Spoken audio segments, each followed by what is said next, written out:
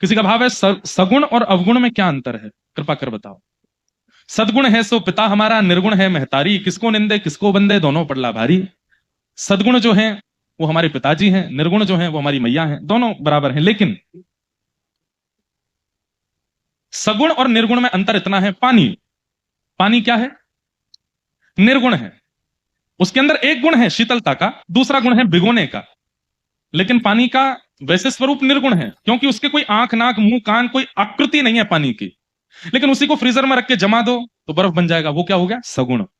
अब उसकी आकृति है, उसका एक कोना है, उसका एक डिजाइन है, उसका एक स्वरूप है। ठीक वैसे ही अभी हवा है, ये हवा कौन है, ये निर्गुण भगवान है। इनकी कोई आकृति नहीं है, कोई स्वरूप नहीं है, पर ये हैं। लेकिन यही जब प्रेम रूपी फ्रीजर में आ जाते हैं तो कृष्ण बन जाते हैं, राम बन जाते हैं, दत्तात्रेय बन जाते हैं, और यही सगुण साकार हो जाते हैं। तो निर्गुण और सगुण में अंतर क्या है, निर्गुण जो दिखता नहीं है। लेकिन तभी गुरुदेव आ गए, और गुरुदेव ने आकर के उसी निर्गुण परमात्मा की सगुण लीलाएं सुनाई।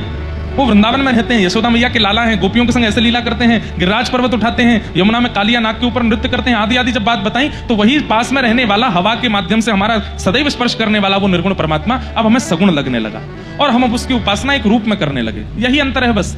करके कृपा दयालु ने, करके कृपा दयालु ने पर्दा उठा दिया, करके कृपा दयालु ने पर्दा उठा लिया।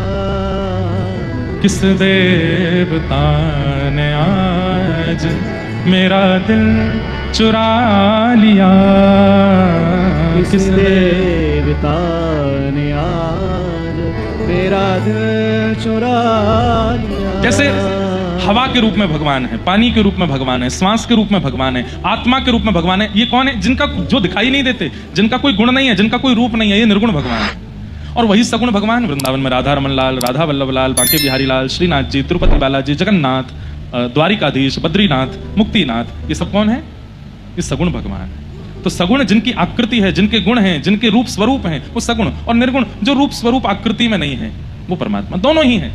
आपने कहा सगुण उपासक कभी भी मोक्ष की प्राप्ति नहीं चाहते, क्यों, प्रेमी से कुछ मांगा नहीं जाता है। सगुण उपासक जो है वो उनसे प्रेम करने लगते हैं। और दीयमानम न ग्रहणंती, भागवत जी के कपिल देवभूति संवाद में कपिल भगवान कहते हैं कि सगुण उपासक मोक्ष की कामना नहीं करता। क्यों, हे नाथ मुझे आपसे चाहिए नहीं, आप दे दो, बिन बताए कुछ भी करो मेरे साथ, मुझे चाहिए नहीं। उसकी इच्छा समाप्त हो जाती है, बस ये भाव है, और कोई इसमें अंतर नहीं है ना।